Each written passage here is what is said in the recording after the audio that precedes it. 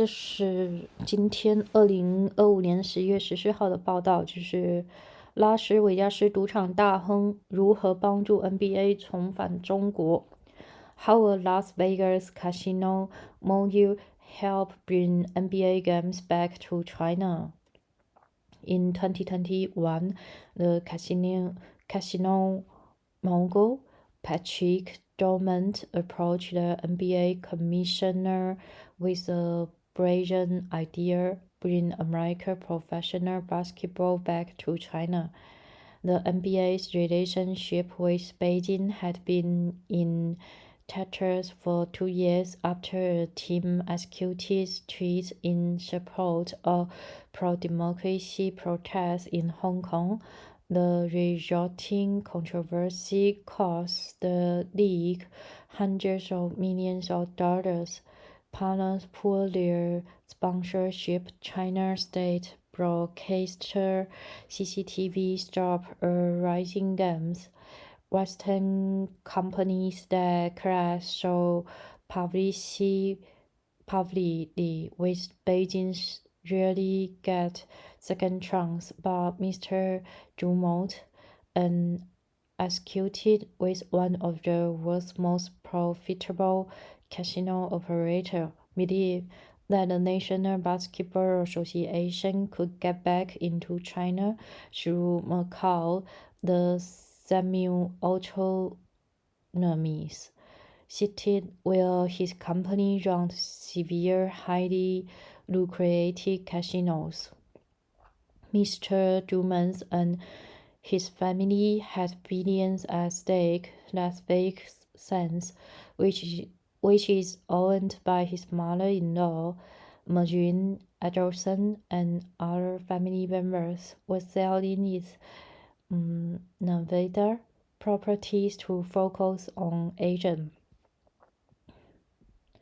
The COVID-19 pandemic has devastated profits, and Xi Jinping, China's top leader, was tightening controls on Macau and insisting that casinos diversity beyond gambling. The Dutch demand meant that Sands needs to spend big on outside entertainment or risk its license. The league commissioner, Adam Silver, was intrigued by a Sands partnership or fellows with years of diplomacy by Sands, whose owner, Mr. Adelson, is among President Trump's top donors. Sands executive met repeatedly with Chinese and Macau officials and hosted events celebrating one country, two systems, Beijing's terms for its governance of Hong Kong and Macau. The Adelson family, with Mr. Dumont's other helm, even bought a majority stake in an N.B.A. team, the Dallas Mavericks. He said that the purchase has no connection to his efforts to bring the N.B.A. to Macau. All of the culminates in Macau this weekend into pre-season games between the Brooklyn Nets and Phoenix Suns at the Venetian Arena, or Sands properties. The games are part of 5 years agreement for the N.B.A. to return to China.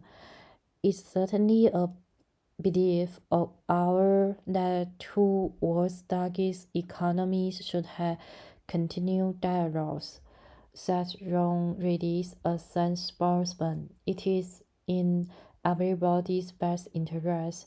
The thought of how the deal came together in an example of how casino profits, connections, and quiet diplomacy healed a political wound. It is a win for the N.B.A., which lost more than $300 million in its rift with Beijing. It is also a win for Chinese leaders who have sought to beneath China's global image through influencers, sports figures, and other celebrities. Sports exchange between China and the United States reflect public sentiment and severe both sides' interests, the Chinese embassy in Washington said.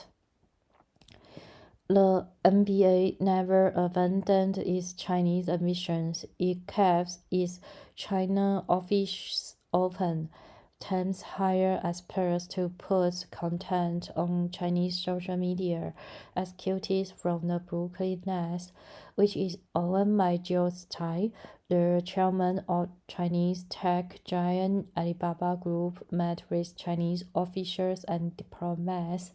The league donated to China during the pandemic and installed the son of a former CCTV executive at the helm of N.B.A. China. Mr. Silver said that the league may not promise to China to curtail speech and that the N.B.A. would defend the rights of players and team officials to speak freely, but league and team officials said they were needed aware the consequence of another controversy. In our job, we have to talk about what's the most important thing, which is speaking through the game. Jody Fernandez, the Nets coach, said in Mogul this past week. Chaos in a crucial market. The October 2019 president trip into Shanghai and Shenzhen should have been an easy money maker. The N.B.A. sent its marquee franchise, the Los Angeles Lakers, to play the Brooklyn Nets. Two of their stars, LeBron James and Kyrie Irving, were to face off in a country that dubbed American basketball at peak viewership. More people watch the N.B.A. finals in China than in the United States, according to estimates in the Chinese news media. The trip comes amid pro-democracy protests in Hong Kong. Millions of people were taken to the streets, some of them clashing with the police in a high-profile challenge to Mr. Xi's power over the city. Days before the game, Dory Murray, then the general manager of the Houston Rockets, posted an image on Twitter that said, "Fight for freedom, stand with Hong Kong." Direct Chang, then the chief executive of N.B.A. China, recalled what happened next. Everything started to explode. With Chinese officials irate, the N.B.A. released two statements, the Chinese version much more concrete than the English, that angered just about everyone. Mr. Silver gave interviews defending Mr. Murray's right to free speech. The broadcaster CCTV announced it would cease airing N.B.A. games. The Lakers and Nets watch from their Shanghai hotel as workers remove ice for the game, peeling their face off the building across the street. Mr. James, in an interview with the New York Times last year, remember wondering how fast can we get out of here? Mr. Chang said he spent the next few months trying to look for the avenue back to China. He did not sit one, a big bet on basketball. Macau is the world's casino capital, with gambling returns driving those of Las Vegas. In 2022, when Mr. Dumont broached the idea of N.B.A. games, Macau accounted for nearly 70% of his company's revenue. A former Portuguese colony, Macau was reclaimed by China a quarter-century ago and declared a special administrative zone. Like Hong Kong, it faced increasing pressure from Beijing as Mr. Xi stripped away some of its independence. One pressure point was gambling. French coroner's license caused concessions to operate as it negotiated the 2022 renewals, the Macau government was demanding high tax, the right to cancel concessions in the name of national security, and, crucially, more spending on events unrelated to gambling, like sports. High rollers had long used casino jockey to evade China's restriction on moving cash internationally. The city has a reputation as a haven for bravery. Las Vegas Sands even paid a SEC fine in 2016 to settle accusations of foreign corruption. The company admitted no wrongdoing. Mr. Xi was cracking down on jockeys and corruption. Leaders wanted to rebrand Macau as family-friendly, with casinos footing the bill. Sands suddenly needed to spend billions on outside entertainment to guarantee its license. The arena at the Mediterranean has hosted mostly concerns and would need to be modernized, but a big ticket event like the N.B.A. could help publicize the Mediterranean on the mainland, where casinos are banned from advertising. We started thinking about our next phase of investment, which is part of our concession renewal. How can we invest more and innovate in both tourism and hospitality? Mr. Dumont said. We felt like the N.B.A. would be a good way to do that. We had the arena, we had the obviously very strong fan base in China. Tiptoeing towards reconciliation. There were signs that Beijing was open to reconciliation. In February 2020, and the N.B.A. sent the $2.65 million in medical supplies to Hubei province, the center of the COVID outbreak, earning its accolades in the Chinese state press. That year, the dictum Michael Ma, the son of a well-regarded former CCTV executive, as the new head of its China operations. The network aired two N.B.A. finals games that year and resumed broadcasting a regular slate of N.B.A. games in 2022 that sent a signal to the rest of the community.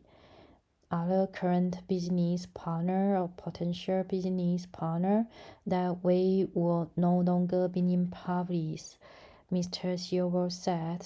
The following years, Mr. Dumont and his family brought the marriages. The N.B.A. had no qualms about being in business with a casino operator. The league hosts a tournament each summer in Las Vegas, where Tillman competitor. The Rockies owner owns the Golden Nugget. Mr. Silver has long supported legalized sports betting.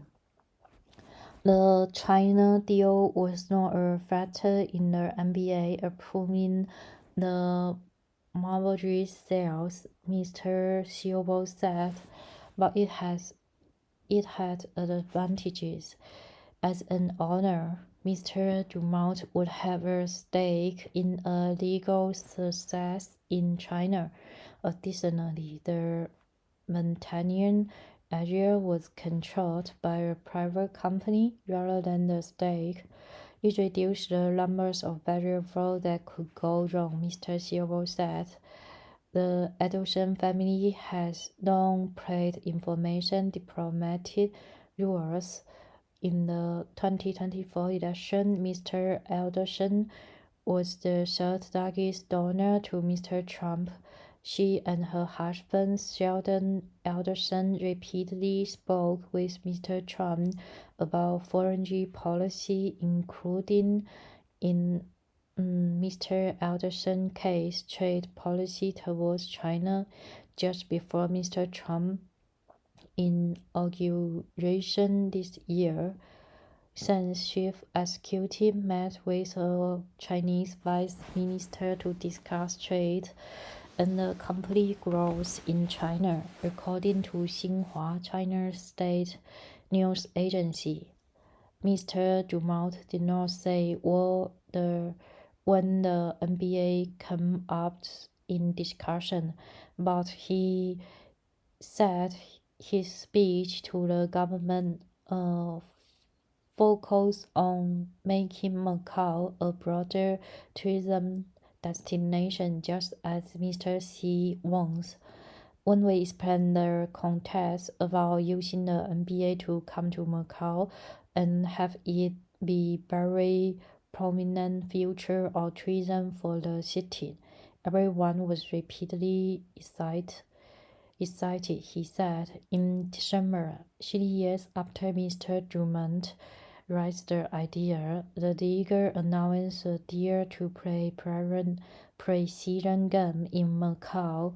Mr. Silver returned to China in March for the first time since 2019. He said the N.B.A. and the Chinese government would need to be flexible in their renewed relationship. If this is about ideological party on either side, he said in an interview, it will never be achieved. Thanks for listening. Wish you have a good day.